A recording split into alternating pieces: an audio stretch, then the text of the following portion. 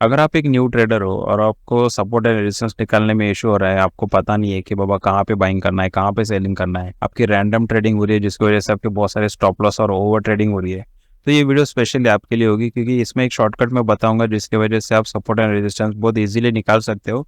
और मतलब आपको पता तो लग जाएगा ये वीडियो देखने के बाद कि भाई मुझे बाइंग कहाँ पे करनी है, सेलिंग कहाँ पे करनी है। बाकी तो आपको थोड़ा एक्सपीरियंस के बाद ही पता चलेगा, लेकिन आपको क्लियर कट ये तो पता चल जाएगा कि मुझे सेलिंग और बाइंग कहाँ पे करनी है। आपकी रैंडम जो ट्रेडिंग होती है जहाँ पे आप ग्रीन और रेड कैंडल देख के ट्रेडिंग करते हो, वो सब पक्का यहाँ से ये वीडियो देखने के बाद आपका वो बंद हो जाएगा। तो सपोर्ट क्या होता है ना कि जब भी मार्केट नीचे आता है तो यहाँ से टच करके ऊपर निकलता है तो उसको हम सपोर्ट बोलते हैं। ठीक है, जैसे कि अभी मैं यहाँ पे लाइन लगा देता हूँ। ठीक है, जैसे मैंने यहाँ पे एक लाइन लगा दी तो मार्केट यहाँ पे आके इसको टच करके ऊपर निकलेगा तो ये सपोर्ट होता है। और रेजिस्टेंस क्या होता है कि मार्केट जब ऐसा ऊपर के साइड में निकलता है और इसको यहाँ पे टच करके नीचे आता है तो इसको हम रेजिस्टेंस बोलते हैं।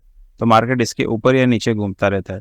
तो हमें ये पता करना होता है कि अगर मैं यहाँ से मुझे सेलिंग करनी है तो इस जगह से मुझे सेलिंग करना है तो ये रेजिस्टेंस मुझे निकालना होता है।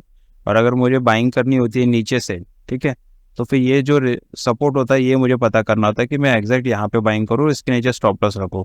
तो ये इसके बारे में मैं अभी आपको बताता हूँ। तो इसका शॉर्टकट ये है ना कि इसको अभी मैंने ये ट्रेडिंग व्यू का प्लेटफॉर्म है, जो ये चार्ट है ये ट्रेडिंग व्यू पे मैंने लगा के रखा है।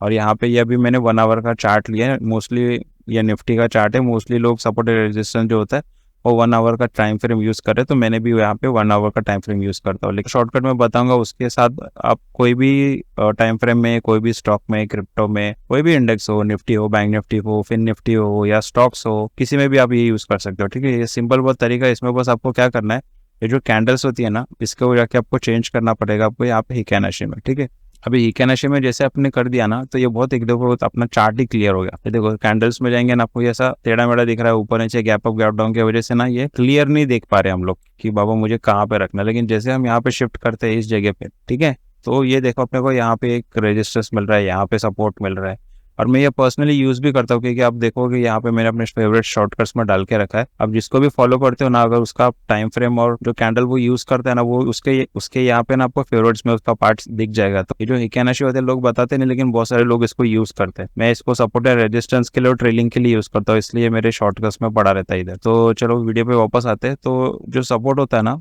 उसको निकालने के लिए देखो, और एक और बात इसमें ना क्या होता है ना कि हम ऐसा लाइन नहीं लगा सकते। ठीक है, अभी जैसे यहाँ पे ये लाइन लगा दे तो एग्जैक्ट ये लाइन यहाँ पे लगाना सही नहीं रहेगा। कहीं पर भी ये लाइन है क्योंकि पॉइंट टू पॉइंट कभी भी सपोर्ट रेजिस्टेंस काम नहीं करता, वो थोड़ा सा ऊपर नीचे हो जाता है। तो इसीलिए ना हमको इसको डिलीट कर देता हूँ। हमें यहाँ पे ना जोन लेना है। तो जोन लेने के लिए अब ये ट्रेंड लाइन वाला ये जो टूल होता है, देखो ट्रेंड लाइन टूल लिखा हुआ है, इसको टिक करेंगे तो इसके नीचे ये पैरेलल चैनल एक ऑप्शन आता है, इसको टिक कर दो। इसको टिक करने के बाद जैसे हमको यहाँ पे दिख रहा है कि लास्ट स्विंग मार्केट ने ये लो लगाया है, तो हमको यहाँ पे ये मार्क करना है, ये हो गया जोन।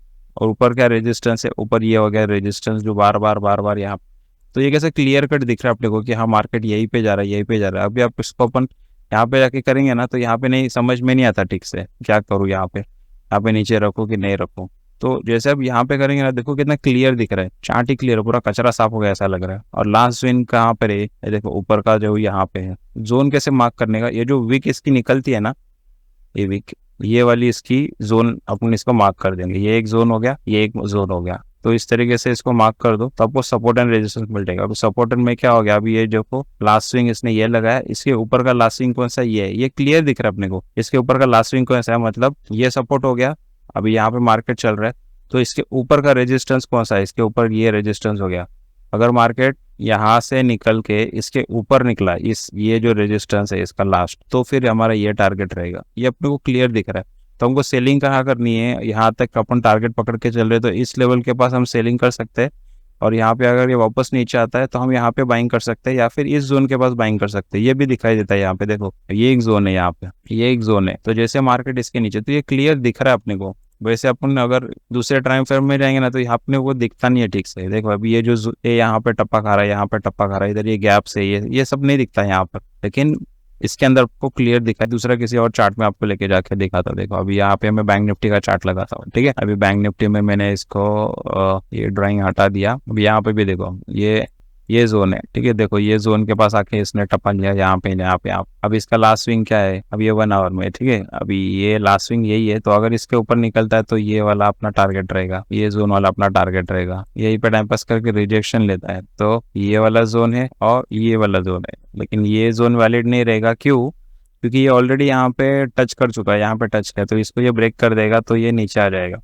तो हमारा ये वाला जोन रहेगा, ये वाला जोन रहेगा, और इसके ऊपर निकला तो ये जोन, तो ये टारगेट है। ये अभी मैं आपको दूसरा कोई देखो, अभी एसबीआई का स्टॉक है, ठीक है। एसबीआई के स्टॉक्स में भी 1 आवर में हमने यहाँ पे चार्ट रखा, यहाँ पे देखो क्लियर कट जोन पता चल रहा है, ये जोन है। इसी जोन से इसने बाउंस लिया, यहाँ पे डब्ल्यू पैटर्न बनाया, ऊपर निकल गया। अभी यहाँ पे भी एक ट्रेंड लाइन मिल रही है, यहाँ पे ये ट्रेंड लाइन है, ये ट्रेंड लाइन का ब्रेकआउट हुआ है, यहाँ पे इस ट्रेंड लाइन का ब्रेकआउट हुआ है। अभी यहाँ पे ये सपोर्ट, ये वाला भी टारगेट रहेगा, ये टारगेट है, इसके ऊपर निकलेगा, यहाँ पे ये टारगेट है। तो कितना इजीली हमको ट्रेंड मिल जाता है। ये रिलायंस है, रिलायंस में भी देखो यहाँ पे बाइंग, तो यहाँ से यहाँ तक बाइंग, यहाँ से यहाँ तक बाइंग। अभी यहाँ पे इसने एक छोटा सा पुल बैक देके ऊपर के साइड में निकल। एक्सिस बैंक देखो, एक्सिस बैंक में भी यहाँ पे ट्रेंड लाइन से यहाँ से इसने बाउंस लिया है, यहाँ पे क्लियर दिख रहा है, देखो बाउंस बाउंस बाउंस। ये ICICI बैंक लो, कोई भी लेंगे, इसको डेली चार्ट में लगा दो, चलो देगा। इसको आप 1 मिनट 1 आवर पे रखो या 15 मिनट्स पे भी रख सकते हैं। देखो 15 मिनट्स में भी अपने को क्लियर कट दिखाई दे रहा है। इसको थोड़ा और अच्छे से करने के लिए क्या होता है, अब ये दिख गया ना, तो इसको हम थोड़ा सा नीचे कर लेते हैं,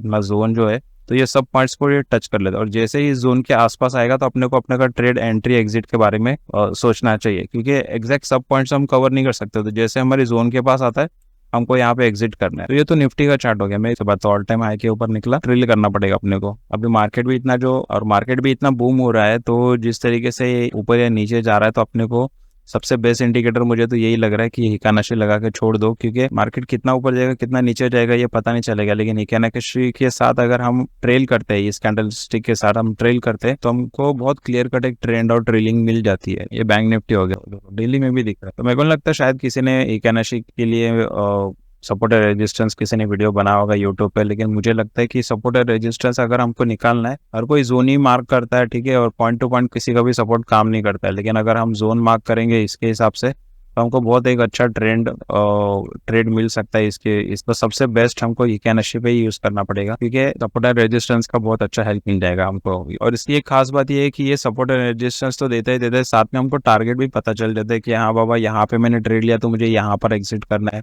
और अगर मैंने नीचे गिर दिया, तो आपको जो रैंडम ट्रेडिंग होती है वो आपकी पूरी बंद हो जाती है, क्योंकि आपको पता चल जाता है कि आपको बाइंग सेलिंग कहाँ पे करनी है। ठीक है। तो देखो मार्केट यहाँ पे अब यहाँ RSI के 60 के ऊपर निकल चुका है। तो आज तो मेरे को लग रहा है यहाँ पे 1 फरवरी को यहाँ पे गैप होना चाहिए यहाँ इसके ऊपर। तो इसके ऊपर अगर खुलता है तो ये हमारा टारगेट रहेगा, जैसे कि हमको। लेकिन सपोर्ट एंड रेजिस्टेंस बहुत ईजी हो गया। देखो यहाँ पे अगर ये क्लियर कट दिख रहा है ना, अब ये रेंज है, ये रेंज मार के ऊपर निकलेगा यहाँ। अभी अगर इसके ऊपर निकलेगा तो ये यही सपोर्ट बन जाता है, तो इसके नीचे आ गया तो ये सपोर्ट है। ये ऐसा क्लियर दिखता है। वैसा अगर हम इसमें जाएंगे ना, तो यहाँ पे अपने को नहीं दिखता वो सब। तो वीडियो अगर इन्फॉर्मेटिव लगी और अगर अच्छी लगे तो प्लीज लाइक कीजिए, सब्सक्राइब कीजिए। ऐसे वीडियोस में और फ्यूचर में लेके आने वाला हूँ। तो आपका कोई क्वेश्चन होगा तो कमेंट कीजिए। आप हिकानाशी यूज करते कि नहीं, ये भी मुझे बताइए। ठीक है, थैंक यू।